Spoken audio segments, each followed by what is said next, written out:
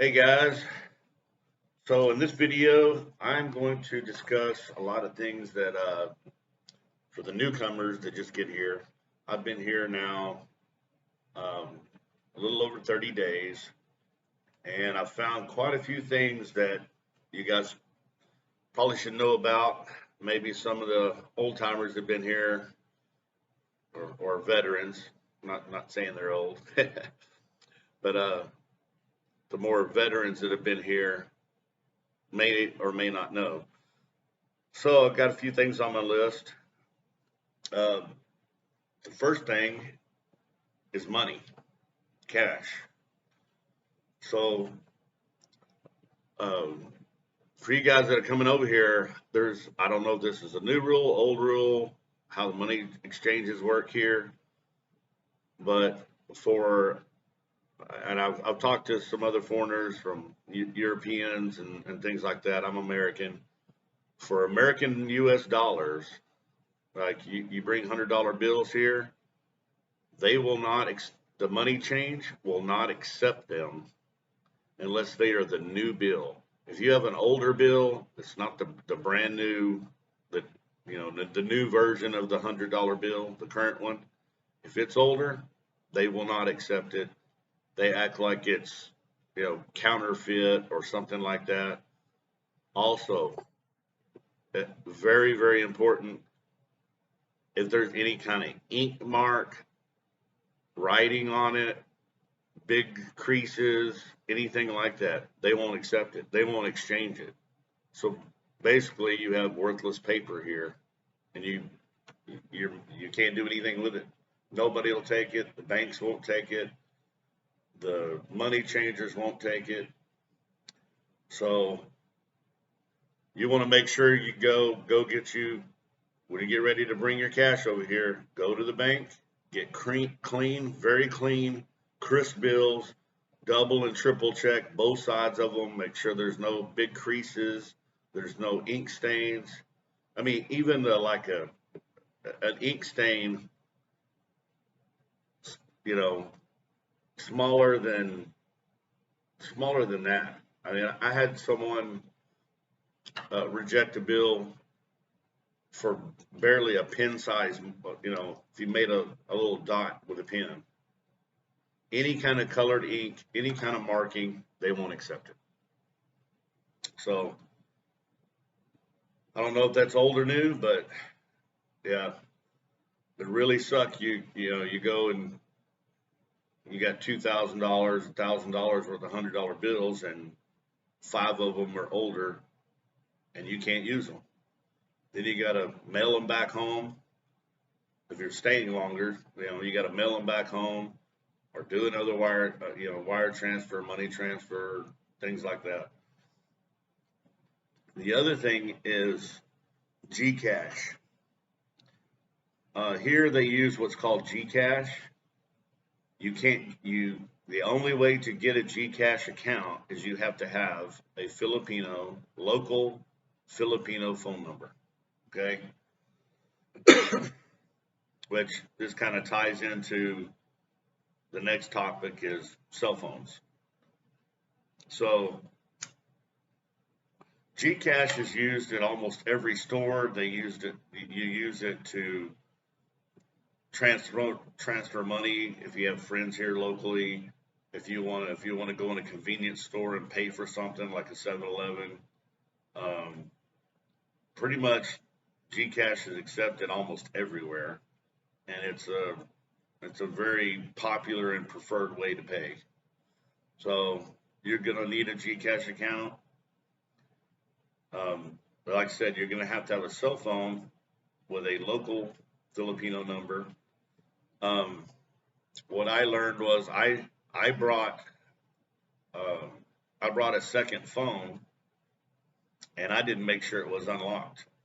I thought it was, but it's not fully unlocked or it doesn't work on the Filipino networks. Their cell system here. Their cell system is much older than ours in most of the Western world. So um, what I would suggest, the phones, like, don't even bother getting, don't even bother spending, even $200, two, three, four, $500, and bring in a nice extra phone for your local phone. You can buy a smartphone, Filipino smartphone, as your secondary phone for your local number here for less than $100, $70, $80, something like that, and you get the SIM card, and there's several of them, but Globe is very big here. That's the telecom company here, the cell phone company. Just get you a Globe SIM card, and you have a Filipino number. Get Gcash. Those are the two things you're going to want to do right away. I guess the next one. Speaking of Globe, the next one on the list would be internet connections. Internet connections here suck, badly suck. Most of the unless you're in a major city or bigger city like either Manila, Cebu, Dumaguete, um, big places like that, when you're traveling in, to get from the big place, like Manila to Cebu, it's a long way. It's a long travel, and you're going to have crappy internet connections. So I would suggest get one of these. It's a Globe Wi-Fi. So since it's a Wi-Fi, you buy the router, you own the router, you load Wi-Fi time on it, and or data or whatever their packages, and you always have Wi-Fi. Because the hotel Wi-Fi's really, really suck. It's caused, for me, I've been trying to upload videos for the first 3 weeks here, and I tried to upload a 10-minute video. First time it said 2 days. Second time, a day plus 18 hours, I mean, for 10 minutes. So for you guys that are like me that are used to 300, 500, or 1,000 megabits down, up and down, that's not going to happen here. I mean, it will if you're in the major city. Then you have a permanent or semi-permanent place you're planning on staying for months at a time. Then you can order a monthly paid internet service like PDLT. I heard there's a new one that's called Converge, I believe. I'll double check that and put that in another video. But I think Converge is talking about, I saw packages 500, 800 megabits a second. So, yeah, the Wi-Fi in the hotels, and I can't stress it enough. You can't depend on the Wi-Fi in the hotels. You can't depend on getting signal on your regular cell phone plan. I came over here with Google's actual cell service, and talking to other foreigners, mine's better than theirs. And I get cell service where I can use, like, I can make a regular phone call. I can do text and data and text on the internet. But uploading a video, doing video calls back home just from your cell phone, you're gonna need Wi-Fi. You're gonna need your own Wi-Fi. The next one is, once you're here, and let's say most people like me, most people arrive in Manila. For me, Manila was just another big city of concrete. I didn't come here for the Philippines to see more steel and concrete, just like any other city in the world. I came here to see the views, the beaches, the mountains, and all the pretty landscape, and and the girls, obviously. But you're going to want to plan your travel. Okay. So what I mean is, you know, we're talking about 7,800 islands. So once you get out of Manila, like for example, I came to Mindoro, to Sabang, and you can take a private car, you can take a bus, you can take an air conditioned bus, you can take a jeepney, and you can take a trike for all your little local travel. Me personally, I'm too tall for a trike, and I'm not that tall of a guy by Western standards. I'm only 6 foot, but I'm like this in the trike. It's like you're crammed in a little shoddy metal cage, like a sidecar to a moped, riding 2 inches off the ground, and you're looking at connections that are rusted, and you know, I don't know, maybe the whole thing breaks off and I go flying off the hill. That's what it feels like, and it's very uncomfortable. Um, a lot of times you'll have to travel. You'll have to take a trike to get to the local bus stop, then take a bus, then get to a port, then schedule and get a fast craft, or what they call a ro-ro. A ro-ro is a slow boat. Fast craft is like a hydrofoil ferry, the really big boats. Both are big boats, but one, for example, from Batangas to um, Porto Galera, fast craft is an hour boat ride.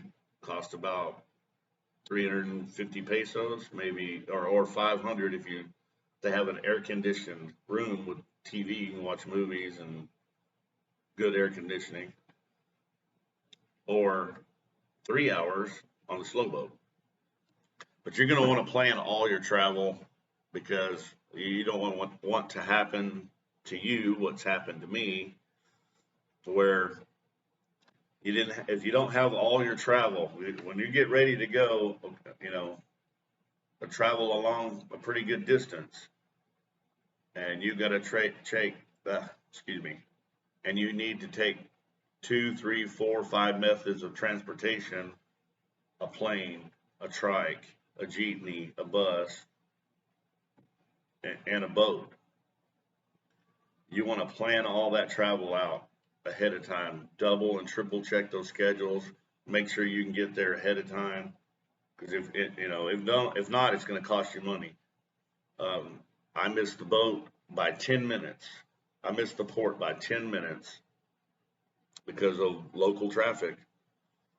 Um, Actually, it was a herd of, I guess, I don't know what they call yet, the buffalo, the Filipino buffalo. I'm not sure what it's called, but they were all blocking the road.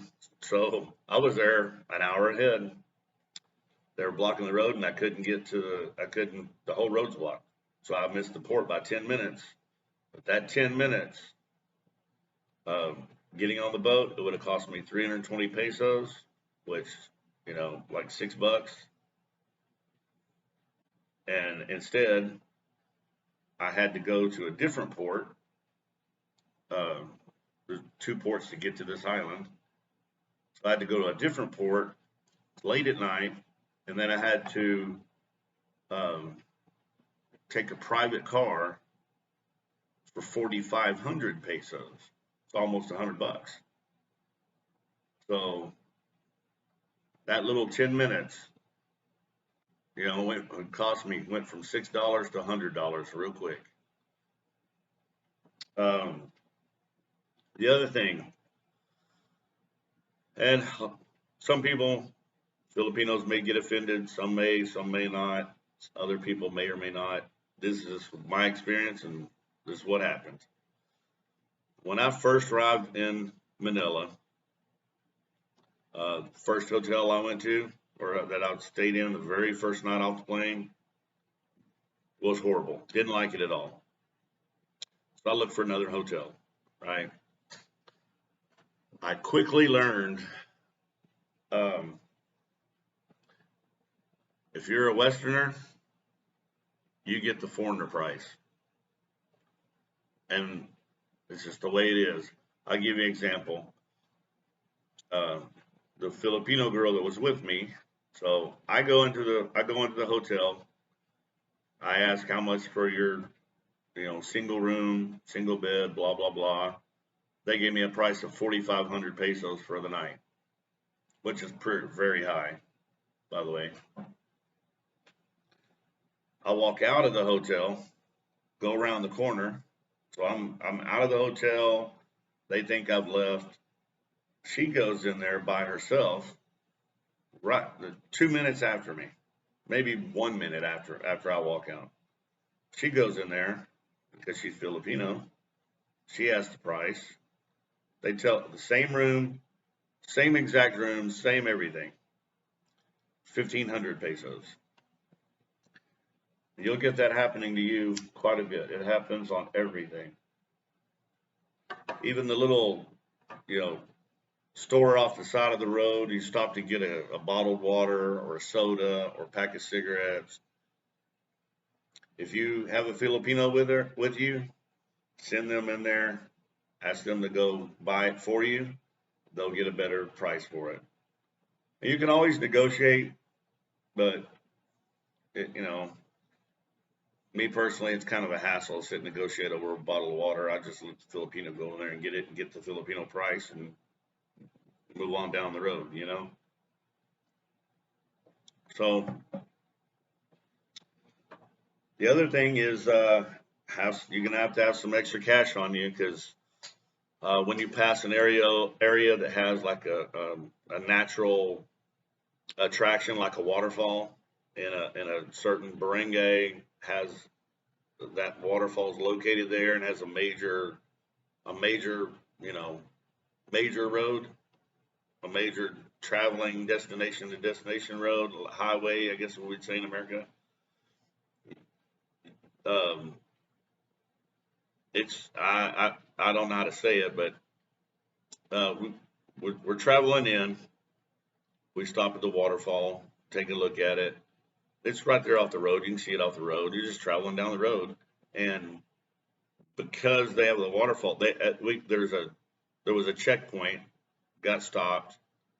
Everybody had to pay a fee. Everybody in the car, the driver, myself, the two other passengers, we all had to pay an environmental fee. A it's just a way for that local area to make money. I was when they stopped me, I was like, "Well, what's going on? Are we on a toll road or something? Is there a toll fee?" No, it's for anybody that travels by there. It's just a way for them to make money. Best way I can describe it. Um, Another thing on my list is S-Pass. So if you've already planning to travel here, you're aware about everything you need to travel internationally, your vaccine card, and to come into the Philippines, you have to have that one health pass.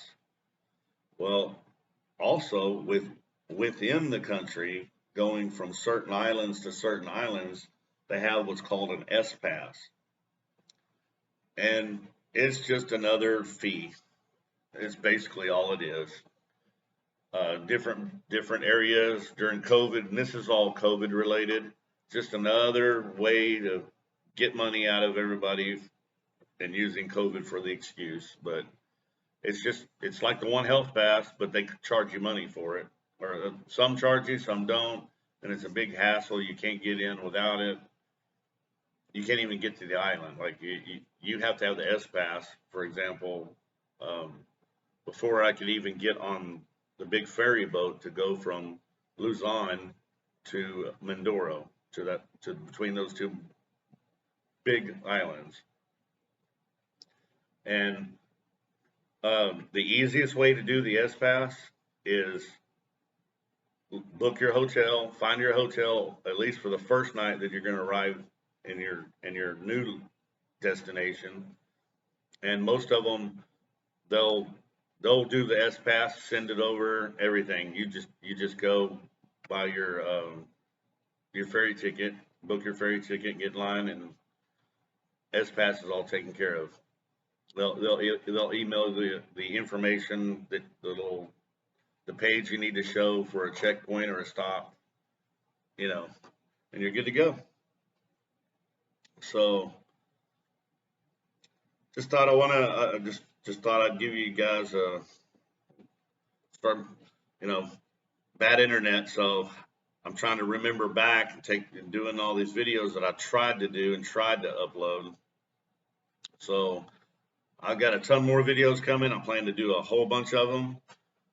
I've been taking some pictures and photos for the for the subject everybody wants to know about, the girls, the relationships, and how does that really work here? What's the nightlife like? So subscribe, please subscribe. Don't forget to subscribe. Click the notification bell, and I should have some videos, a lot more videos coming very, very soon. Thanks, guys. We'll talk to you later.